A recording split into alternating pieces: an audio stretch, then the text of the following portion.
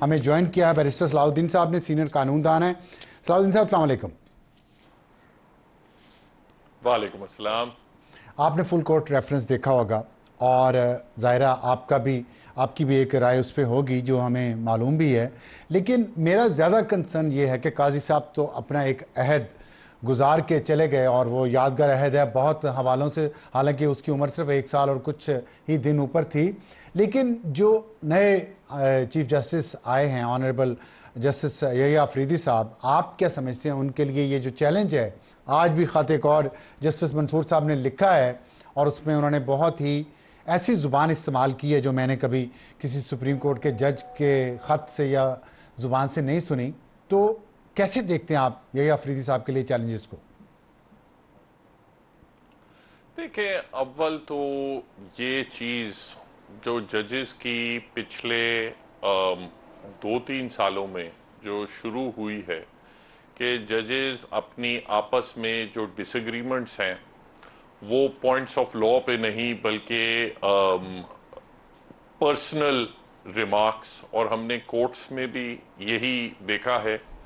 इसकी शुरुआत एक्चुअली मैं समझता हूं कि जब काजी फायज ईसा साहब के खिलाफ रेफरेंस हो रहा था तो उसमें इतनी डिवीजन आ गई थी कोर्ट में कि जो जजेस फायज ईसा साहब की हिमायत में बोलते थे, जिसमें मकबूल बाकर, मंसूर अली शाह साहब, कुछ हद तक यहिया अफरीदी साहब, और जो दूसरी जजेस थे जिसमें बंदेयाल साहब और मुनीब अख्तर साहब थे, उनमें आपस में इतनी हीटेड किस्म के फिर कमेंट्स एक दूसरे के खिलाफ आना शुरू हुए। फिर नेचुरली फिर काजी साहब अपना केस आर्ग्यू कर रहे थे तो उनकी भी कमेंट्स थे और एक्सचेंज हुआ।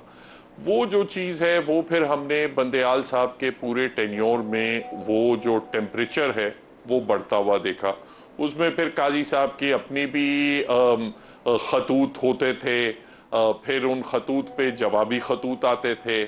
फिर काजी साहब के दौर में भी जब जजमेंट्स इस किस्म की और दोनों साइडों से आई, अभी लास्टली मैं आई थिंक जो आखिरी जो जजमेंट सुप्रीम कोर्ट की वेबसाइट पे अपलोड हुई है उसमें हसन अजहर रिजवी साहब का एक डिसेंटिंग नोट नहीं है बल्कि एक्चुअली सपोर्टिंग नोट है, जिसमें वो मैं कहते हैं कि काजी साहब ने जो नैब अमेंडमेंट्स के केस में जो जजमेंट दी है वो तो सही दी है कि उनको बहाल किया है नैब की अमेंडमेंट्स को, मगर कहते हैं कि जो अल्फाज आपने इजाजुल एहसन साहब और बंदेयाल साहब के खिलाफ इस्तेमाल किए हैं वो नाजेबा थे। तो अभी ये जो अब उसी अल्फाज और तो ऐसा नहीं होना दोनों चाहिए। तरफ से हो रहे हैं ना। अभी जैसे जस्टिस मंसूर साहब का जो खत आया है, बिल्कुल उम्र के लिए आई तशरीफ थिंक ले गए आई हैं, थिंक जजेस यू थिंक गुड कॉन्शियस में उन्होंने जी लफ्ज यूज बिल्कुल, किया, और गुड फिर आज कॉन्शियस और मंसूर अली आज हैविंग नो ग्रेस और ह्यूमिलिटी। आप समझते कि जस्टिस मंसूर साहब खुद ग्रेस और ह्यूमिलिटी दिखा रहे हैं इस खत के जरिए? देखिए, मैं समझता हूं कि इस किस्म के खतूत और जिस वक्त ये ऑल्दो आपको पता है काजी साहब की I was in support of his stance at that time, but even at that time मैं समझता था कि जो खतूत हैं जिसमें इस किस्म की बातें और जजेस के बारे में की जाती हैं वो अननेसेसरी हैं। और उसी तरह फिर मैंने कई मरतबा कोर्ट की केसेस में अपना मुनीब अख्तर साहब के कुछ कमेंट्स ऐसे होते थे, काजी साहब के ऐसे कमेंट्स होते थे, अब ये मंसूर अली शाह साहब का लेटर आ गया है उसमें भी बात। दरअसल अगर आप इस क्वेश्चन मेरा ये था, सॉरी मैं आपको इंटरप्ट करूं, क्वेश्चन मेरा ये था कि अब क्या होगा? अब जो नए चीफ जस्टिस आए हैं, क्या उनके आने से ये टेम्परेचर जिसका आपने जिक्र किया है और जो इख्तलाफात हैं जिसका आपने जिक्र किया है, अब आज ही फिर जस्टिस मंसूर साहब का एक खत आ गया, आप इसको ऐसा ही देख रहे हैं? ये कम होगा, ये ज्यादा होगा? सर मैं समझता हूं ये ज्यादा होगा और बाय स्ट्रक्चरल डिजाइन ज्यादा होगा। अच्छा, वो कैसे? क्योंकि जब आपने ये आईनी तरमीम कर दी कि आप 3 जजेस में से एक चीफ जस्टिस चुनेंगे, ठीक है, आपने ऑलरेडी एक पॉइंट ऑफ डिसेंशन तीनों में तो बना दिया। दूसरी चीज, जब आपने ये सिस्टम बना दिया कि कुछ जजेस आईनी बेंचेस पे बैठेंगे, कुछ जजेस गैर आईनी होंगे, ठीक है, जब आप उस चीज में पिक एंड चूज कर रहे होंगे तो आप मजीद आपस में रिजेंटमेंट्स बढ़ाएंगे। जब आप सिस्टम ये होगा कि मुकदमा जाएगा सुप्रीम कोर्ट के पास, फिर डिसाइड करना होगा कि ये हम सुनेंगे या आईनी बेंच सुनेगी, जब वो जुरिस्डिक्शनल वॉर्स होंगी तो ये जो टेम्परेचर है ये इंक्रीज ही होगा, ये कम नहीं हो सकता। तो आप समझते ये सारा कुछ पावर प्ले नहीं है, पावर गेम नहीं है ये, बजाय इसके के इंसाफ के निज़ाम पे तवज्जो दी जाती। क्या जो जुडिशरी का रिकॉर्ड है पाकिस्तान में, आप नहीं समझते कि उसने हमेशा अपने हुदूद से तजावज़ किया है पावर प्ले, पावर गेम का हिस्सा बनने के लिए और उसमें अपना हिस्सा ज़्यादा लेने के लिए, जिसकी वजह से आज ये हालात हैं?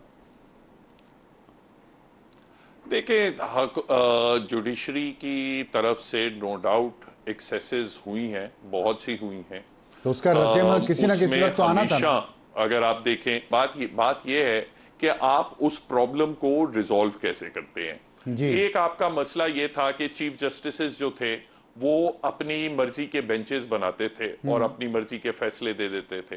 वो आपने मसला रिजॉल्व कर दिया कि आपने कहा कि 3 रुकनी कमेटी बनाएगी, ठीक है। दूसरा मसला ये था कि सुओ मोटो में वो अपने हदूद से तजावज कर देते थे, वो आपने मसला हल कर दिया कि आपने एक अपील कायम कर दी कि अगर आपने फैसला दे भी दिया है तो फिर डिफरेंट जजेस उसकी अपील सुनेंगे। मैं समझता हूं उसकी वजह से जो पिछला जो साल अच्छा गुजरा है उसमें सिर्फ ये काजी साहब को क्रेडिट नहीं जाता, ये बल्कि उस सिस्टम को जाता है।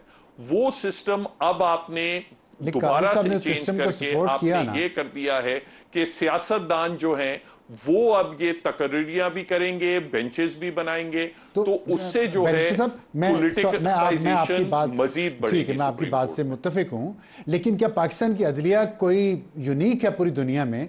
पूरी दुनिया में जजेस कहां अपॉइंट करते हैं? पूरी दुनिया में अमेरिका देख लें आप, बरतानिया देख लें, इंडिया देख लें, सियासतदानों ने करना होता है। मैं अभी आपको मिसाल देता हूं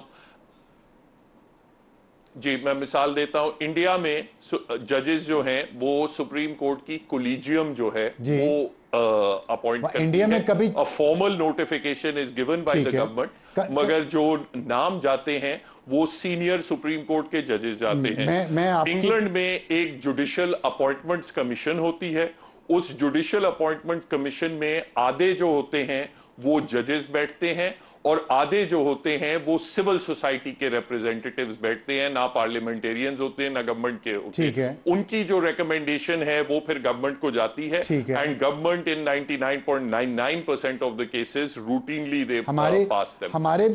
हमारे सिस्टम्स बाकी जितनी भी जुडिशियल कमीशंस वगैरह दुनिया में है, America is a separate example, उस पे भी बात करते हैं। मेरा एक सवाल ले लें, जुडिशियल कमीशंस कायम की, एक सवाल ले लें, जुडिशियल कमीशन हमारे यहाँ, एक सवाल ले लें, जुडिशियल कमीशन हमारे यहाँ भी बन गया है और उस रिकॉन्स्टिट्यूट हुआ है, उसमें भी जजेस मौजूद हैं, लेकिन आपने जो एग्जांपल दी इंडिया की और बरतानिया की, क्या वहाँ की अदलिया की तारीख में 4 मार्शल लॉ को इंडोर्स करना, एक वजीर आजम को फांसी पे लटका देना, 2 वज़राए आजम को घर भिजवा देना, 4-5 लोगों का मिलके, ऐसा कोई उनकी तारीख में है? क्या वो 129वें नंबर पे आते हैं पूरी दुनिया में? कैसे लोग एतबार करें, पार्लियामेंट कैसे एतबार करे इस अदलिया पे? देखिए, मैं फंडामेंटली इस फ्रेमिंग से थोड़ा डिसएग्री करता हूं। जरूर, मार्शल लॉज को अदलिया ने इंडोर्स भी किया है, मार्शल लॉज को अदलिया ने अपोज भी किया है, ठीक है। और जो लेटेस्ट जो मार्शल लॉ लगा था, जो मुशर्रफ साहब ने लगाया था, उसके खिलाफ तो सुप्रीम कोर्ट ने रिस्ट्रेनिंग ऑर्डर पास किया था। ये अलग बात है कि फिर उनको उठा के घर भेज दिया था जबरदस्ती, मगर जैसे ही वो रिस्टोर हुए तो उन्होंने सिंध हाई कोर्ट बार का फैसला भी दिया कि ये डॉक्ट्रिन ऑफ नेसेसिटी को खत्म किया, एटसेट्रा। फिर दूसरी बहाल होने वाली अदलिया ने 2 वज़ीर आज़म को घर भिजवाया। इसी बहाल होने वाली अदलिया ने 2 वज़ीर आज़म को घर भिजवाया, किसी हुकूमत को काम नहीं करने दिया सो मोटो के जरिए। देखिए, यहां बिल्कुल मैं तो आपको पता है बिल्कुल कभी नहीं डिफेंड करता कि हमारी बड़ी अदलिया की बड़ी ग्लोरियस हिस्ट्री है, मगर हमारे मुल्क में जो पार्लियामेंट भी है, अगर आप उनकी भी परफॉर्मेंस ठीक है, देखें तो पार्लियामेंट्स ने भी मिलिट्री डिक्टेटर्स को लेजिटिमाइज किया है, और कोई ऐसी जमात नहीं है पाकिस्तान में सही है, जिसमें कोई ऐसा सियासत लीडर नहीं है जिसने अपनी तारीख में कभी, चाहे आप भुट्टो साहब को ले लें, नवाज शरीफ को ले लें, या ये JUI फजलुर रहमान साहब को ले लें, या MQM को ले लें, जिसने किसी ना किसी मार्शल लॉ डिक्टेटर का साथ दिया। बिल्कुल सही है। हमारे मुल्क में that is a fundamental problem. बिल्कुल सही।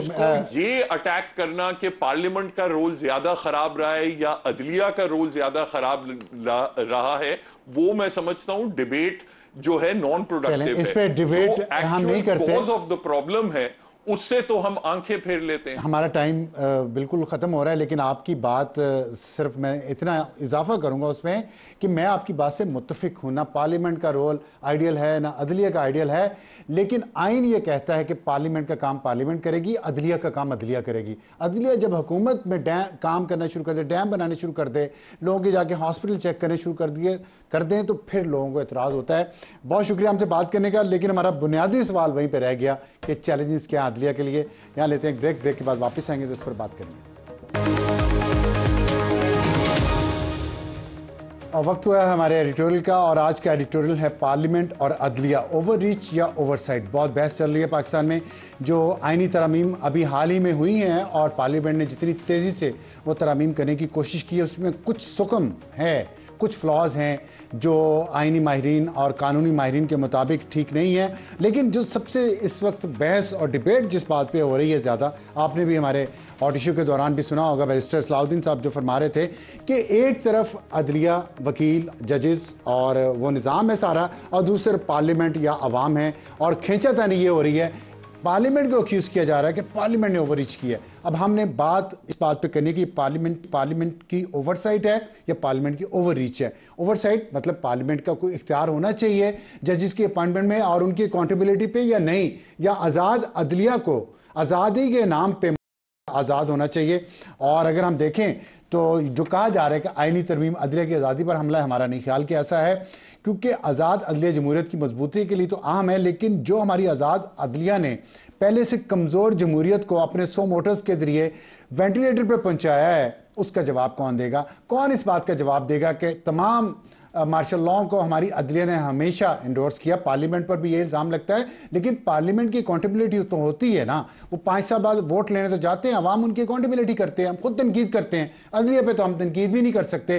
किसी जज की अकाउंटेबिलिटी होना भी एक केटू सर करने के बराबर है। और फिर बजाय इसके कि अदलिया अपने आप को दुरुस्त करती, 129वां नंबर है जो अभी कल ही जो रैंकिंग आई है पूरी दुनिया में पाकिस्तान की अदलिया का, 4 मार्शल लॉ को सपोर्ट करने के बाद, 1 वज़ीर आज़म को फांसी घाट तक पहुंचाने के बाद, 2 मुंतखब वज़ीर आज़म को घर पहुंचाने के बाद, अगर हमारी अदलिया अपने आप को लाडले बच्चे की तरह चाहती है कि सलूक किया जाए, तो मेरा ख्याल है पाकिस्तान की पार्लियामेंट, पाकिस्तान के अवाम इसके बारे में अपनी मुख्तलिफ राय रखते हैं। अदलिया को अपने अंदर अपने घर को पहले बेहतर करना चाहिए, अपने निज़ाम को बेहतर करना चाहिए, अपने अंदर इख्तिलाफात को कम करना चाहिए। बच्चों की तरह लड़ने की बजाय अपने आप को एक ऐसे रास्ते पे चलना चाहिए जहां लोग खुद कहें कि इनकी आज़ादी का दिफा हम करेंगे। लेकिन जब हम देखते हैं कि 4-5 लोग मिलकर एक सियासी जमात को या एक शख्स को जिसने हाथ में